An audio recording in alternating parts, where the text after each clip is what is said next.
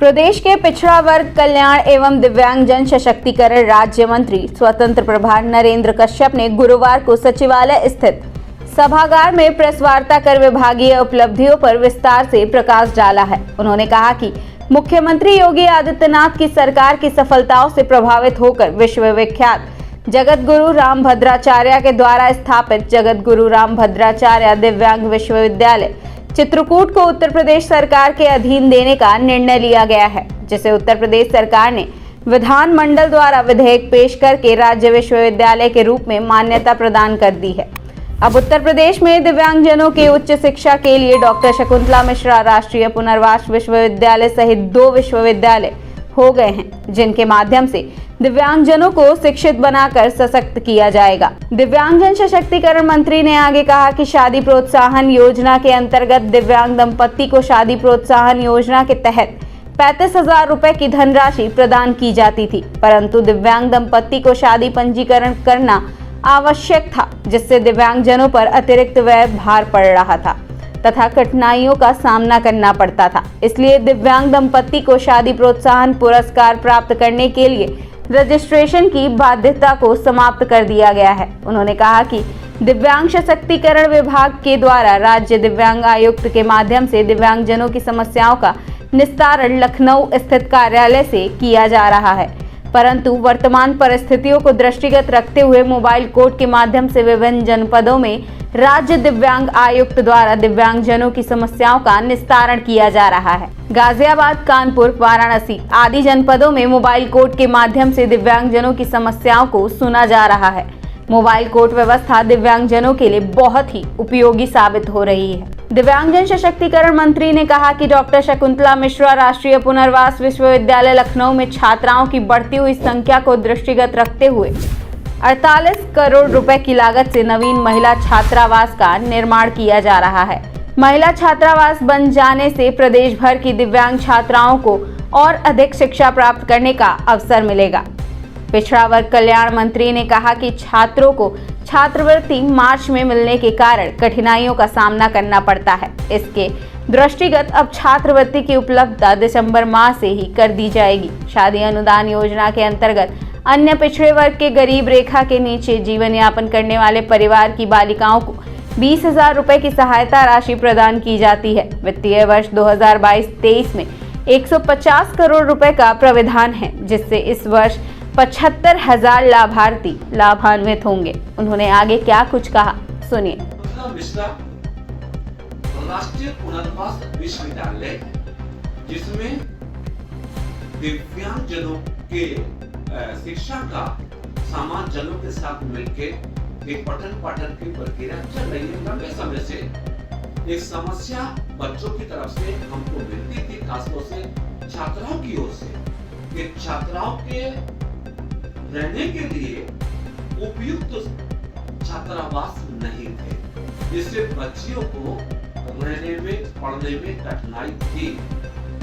माननीय मुख्यमंत्री जी के समक्ष अभी इस आग्रह को रखा गया कि छात्राओं को छात्रावास की सुविधा यदि प्रदान कर दी जाती है तो उनके रहने में सुगमता होगी और छात्राओं की संख्या में भी वृद्धि होगी, ताकि दिव्यांग छात्रा आसानी से विश्वविद्यालय में रह के पढ़ाई कर सकेगी। तो उत्तर प्रदेश के माननीय मुख्यमंत्री जी ने सहृदय विभाग के इस अनुरोध पर विचार करते हुए 48 करोड़ रुपए की धनराशि छात्रावास के निर्माण के लिए जारी कर दी है, जिससे हमारी बहुत सारी छात्राओं को अब अपनी पढ़ाई के सिस्टम को आगे बढ़ाने में सुविधा मिलेगी। अभी पिछले समय हमने विश्वविद्यालय में भी बीच में जाके हम समीक्षा करते हैं कि जो बच्चे विश्वविद्यालय में शिक्षारत हैं, क्या वो रोजगार से भी जुड़ते हैं। तो हमने सूचना संकलित की है कि इसी वर्ष 112 विद्यार्थियों को प्लेसमेंट के माध्यम से भी रोजगार पाने का अवसर हमारे विभाग के माध्यम से मिला है। इस विद्यालयों में स्मार्ट क्लास जारी करने का काम भी हम लोगों ने शुरू कर लिया है। आप अच्छे से आप विद्वान हैं, सब जानते हैं कि आज इलेक्ट्रॉनिक्स का जमाना है और दिव्यांगजनों को भी, सामान्य बच्चों को भी स्मार्ट क्लास के माध्यम से आसानी से उनके सब्जेक्ट पर, उनके विषय पे बात करना, पढ़ाना आसान होता है। तो इस व्यवस्था को भी हमने धीरे धीरे प्रदेश में शुरू कर लिया है, जिसका लाभ हमारे दिव्यांगजनों को मिलेगा। मैंने 5 बातें केवल वो हाइलाइट्स के तौर पे आपको बताई हैं, जो नवाचार के माध्यम से मुझे आपके बीच कहते हुए प्रसन्नता है। विस्तृत विभागीय ब्यौरा, उपलब्धियां प्रेस नोट के माध्यम से मैं तत्काल आपको उपलब्ध करा दूंगा, ताकि डाटा के साथ आपको वो पूरी सूचना प्राप्त हो जाएगी, जिसके माध्यम से खबर को लिखा जाना आसान होगा। दूसरा विभाग पिछड़ा वर्ग कल्याण विभाग, जो उत्तर प्रदेश के बड़े समूह से बड़े समूह को रिप्रेजेंट करता है। इस विभाग में भी मुझे सेवा मिलने के बाद कुछ चीजों को बेहतर करने की कोशिश की है। एक सबसे बड़ा सवाल मेरे मीडिया के बंधु भी जनपदों में करते थे, यहाँ भी करते थे, कि क्या आपकी सरकार छात्रों को स्कॉलरशिप देने में कहीं कमी महसूस करती है।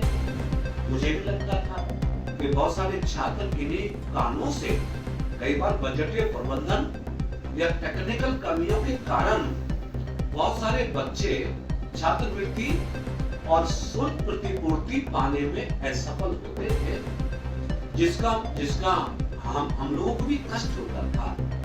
इस बार बजट 2023-2024 से पूर्व माननीय मुख्यमंत्री जी के समक्ष हमने ये आग्रह किया कि उत्तर प्रदेश के समस्त पिछड़ा वर्ग के बच्चों को स्कॉलरशिप दिया जाना सुनिश्चित हो सके, इसके लिए बजट में वृद्धि किया जाना नितांत आवश्यक है।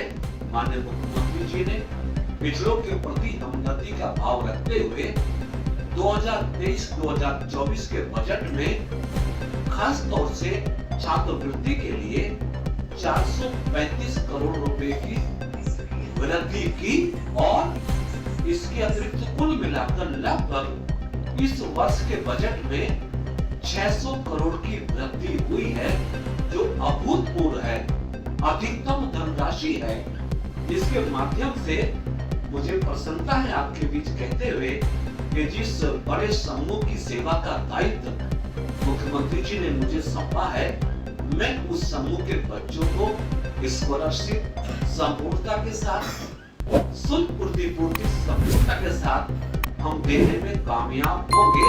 आवश्यकता यदि पड़ी धनराशि की कमी की, तो सप्लीमेंट्री बजट के माध्यम से भी आग्रह करके हम पिछड़ों को सशक्त करने में हर वो काम अपने विभाग से करेंगे जो हमारे द्वारा किया जाना अपेक्षित है। न्यूज़ टाइम मीडिया के लिए सोनाली सिंह की रिपोर्ट।